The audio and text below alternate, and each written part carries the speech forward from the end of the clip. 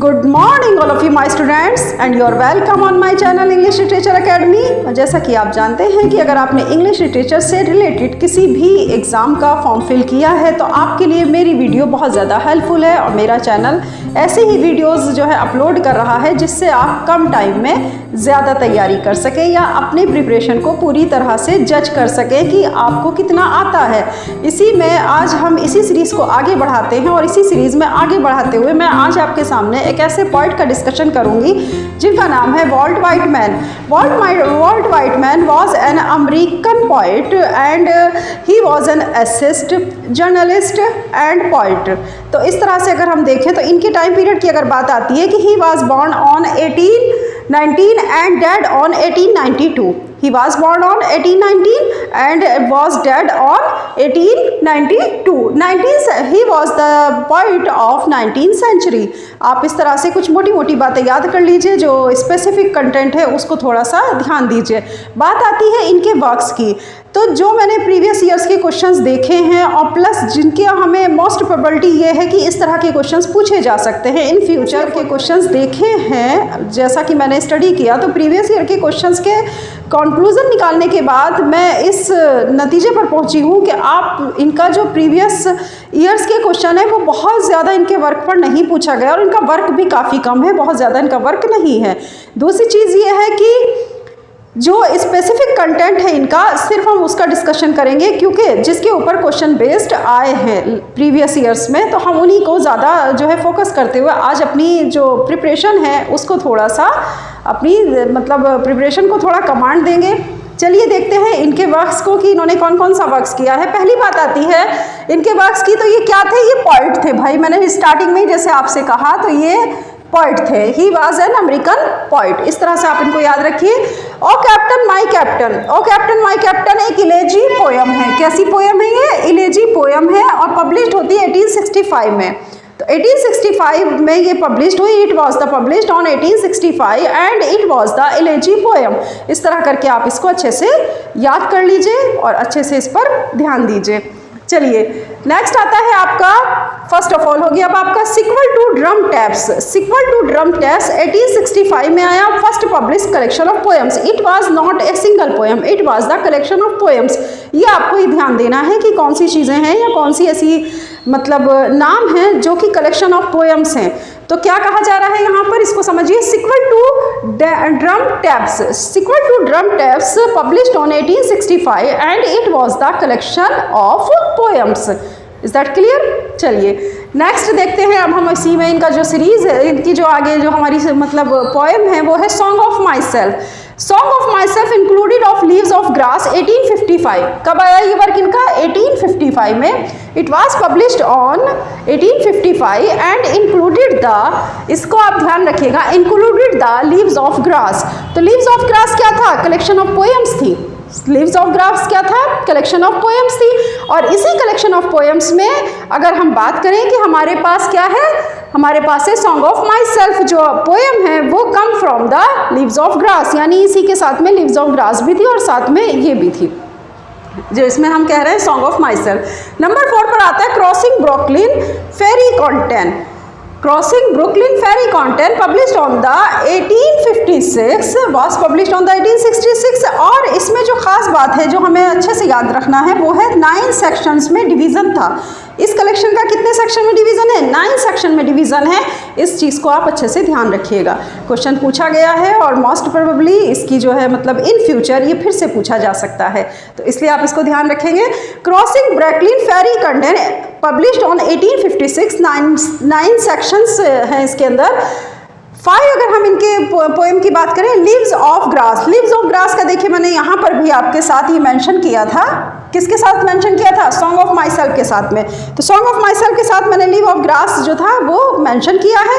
तो इसका मतलब यहाँ पर क्या है? लीव्स ऑफ ग्रास आती है 1855 और इसके 9 एडिशंस आते हैं based on democracy. Leaves of grass की leaves of grass published on 1855, 9 editions इसमें हुए हैं और it was the based democracy, it was the based on democracy. ये चीज़ आपको याद रखनी है कि ये पोएम हमारी किसके ऊपर डिपेंड है, तो ये इसकी जो थीम है वो है आपकी डेमोक्रेसी, लोकतंत्र की बात इसमें हो रही है। ठीक है, तो Leaves of Grass 1855 9 edition based on democracy. अब बात आती है 6 नंबर की, Passage to India. Passage to India, nature and man shall be disjoint. इसके अंदर पैसेज टू इंडिया जो मतलब इनका वर्क है उसके अंदर बात आ रही है नेचर और मैन शैल बी डिसजॉइंट। इसमें नेचर और इंसानों की बात हुई है, प्रकृति और इंसान। ठीक है, इनका आपस में कैसे एडजस्टमेंट है, adjustment of the nature and man. असल बात अगर हम देखें तो बेस्ड जो है थीम इनकी वो इसके ऊपर है कि मैन एंड नेचर।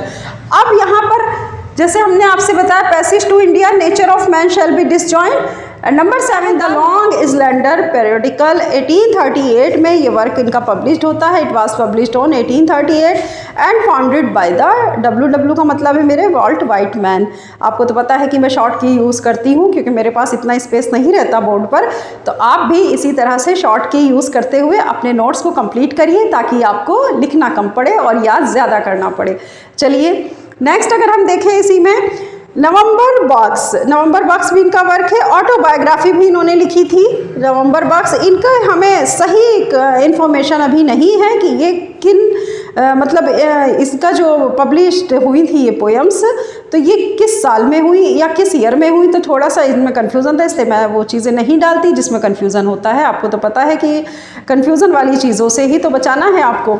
तो वैसे क्वेश्चंस पूछा भी नहीं गया, लेकिन अगर फिर भी पूछा जाता है, मान लीजिए who was the writer of November box, इस तरह करके पूछा जाएगा, या फिर who was the writer of autobiography, तो आप अच्छे से समझ सकते हैं कि वॉल्ट वाइटमैन है अगर ये ऑप्शन में वॉल्ट वाइटमैन आता है, क्योंकि इन्होंने ऑटोबायोग्राफी के नाम से भी वर्क रिटन डाउन किया था।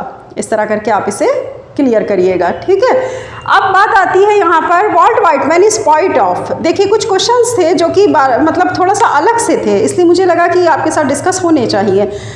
हमारे पास अगर हम बात करें वॉल्ट वाइटमैन की तो ज़्यादा वर्क नहीं है, मैं बार बार कह रही हूँ। 9 पोएम मोस्ट इंपॉर्टेंट है जिन पे आपको फोकस करना है। इन्हीं 9 पोएम्स के बाहर से कभी कोई क्वेश्चंस नहीं पूछा गया, और जिस तरह से क्वेश्चंस पूछे गए मैंने वो इंक्लूड कर दिए हैं यहाँ पर कि कैसे अगर पूछेगा घुमा फिरा करके तो सिर्फ इतना ही, जैसे ओ कैप्टन माई कैप्टन।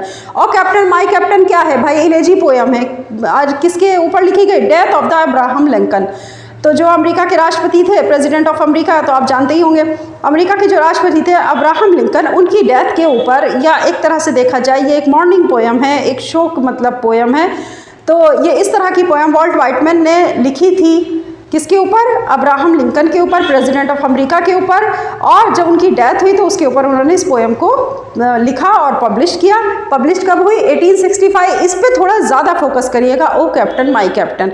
ज़्यादातर क्वेश्चन बस इसी से पूछे गए हैं, या माई सेल्फ, ये जो आपका दिया हुआ है ना my self, song of my self, या फिर इससे ज़्यादा क्वेश्चन है कि ये किस में इंक्लूडेड है, तो included of leaves of Grass 1855। इस तरह करके आप जो है जो स्पेसिफिक कंटेंट है उसे आप थोड़ा सा अलग कर लीजिए अपने मतलब जो है अपने दिमाग में भी, और अपने जो भी नोट्स आप बना रहे हैं उसको भी, ताकि आपको कन्फ्यूज़न ना हो और आपको ये रहे कि हाँ वॉल्ट वाइटमैन का इतना ही वर्क है। बहुत ज़्यादा वर्क देने का कोई फ़ायदा नहीं है आपको। बहुत ज़्यादा मैं मान लीजिए यहाँ पे राइट डाउन कर दूँ बहुत ज़्यादा पोएम्स वगैरह और आए उसमें से कुछ नहीं और आप कंफ्यूज होकर रह जाएं, तो उससे बेहतर होगा हम कम मतलब चीज़ों को देखें, लेकिन जो भी चीज़ें देखें सटीक देखें ताकि हमें याद रहे, हम उसके राइट ऑप्शन तक पहुँच सकें।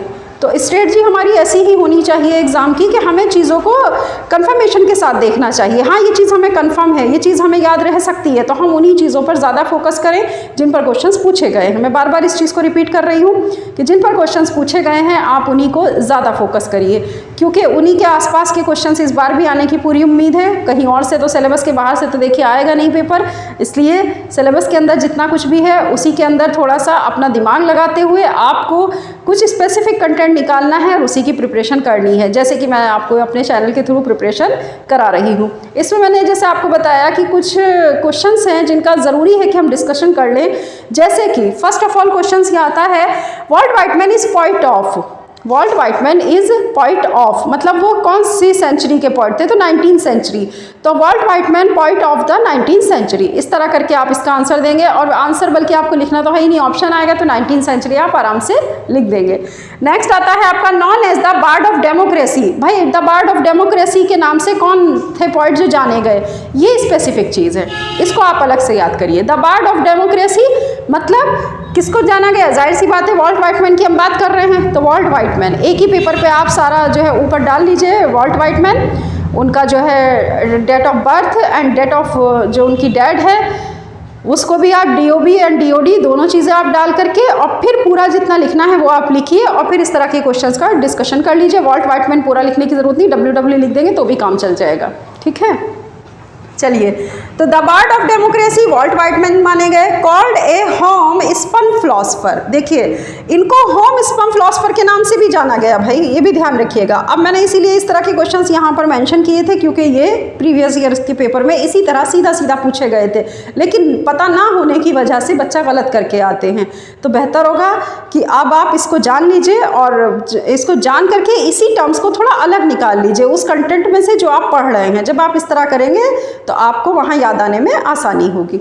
चलिए, होम स्पन फिलोसफर भी वॉल्ट वाइटमैन को ही जाना जाता है या इनको इस नाम से बुलाया जाता है, known as the poet of democracy. अब देखिए ये है द बार्ड ऑफ डेमोक्रेसी, अब इसमें आपको कंफ्यूजन नहीं होना है, कहीं से भी कंफ्यूज नहीं होना है। The bard of democracy Walt Whitman, the poet of democracy Walt Whitman. The poet of democracy के नाम से भी हम वॉल्ट वाइटमैन को ही जानते हैं and the bard of democracy के नाम से भी हम वॉल्ट वाइटमैन को ही जानते हैं।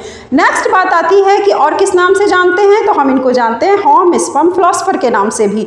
तो इस तरह से करके ये 3 नेम्स ऐसे थे जिनमें कंफ्यूजन होने के पूरे चांसेस थे, इसलिए मैंने ये आपको अलग क्वेश्चंस के थ्रू इस तरह से करके सॉल्व कराने की कोशिश की है। चलिए, इसी तरह चैनल के थ्रू प्रोवाइड कराती रहूँगी अच्छी अच्छी वीडियोस। आप मेरी प्रीवियस वीडियो भी देख सकते हैं, उसमें मैंने काफ़ी अच्छा कंटेंट आपको प्रोवाइड कराया है। और इसी तरह आप अपनी तैयारी करते रहिए। TGT का एग्ज़ाम बहुत ज़्यादा दूर नहीं है और इसी तरह PGT का भी अब हमारे बिल्कुल एकदम करीब एग्ज़ाम है। GIC का सितंबर में है, ये तो आपको पता ही होगा। तो इसलिए चैनल को ज़्यादा से ज़्यादा लाइक करिए, शेयर करिए, सब्सक्राइब करिए, ताकि जो बच्चे हमसे दूर हैं या हमारे चैनल तक नहीं पहुँच पा रहे हैं तो वो भी इस चैनल का फ़ायदा उठा सकें। चलिए, इसी के साथ अब मैं विदा लेती हूँ। ओके, अल्लाह हाफिज़। और आप तो जानती होंगे मेरे चैनल का नाम है इंग्लिश लिटरेचर अकेडमी, जो असिस्टेंट प्रोफेसर फरहत परवीन आपको यहाँ पर स्टडी कराती हैं इंग्लिश लिटरेचर की, ठीक है। चलिए, इसी के साथ आप अपना ख्याल रखिएगा और अल्लाह हाफिज़।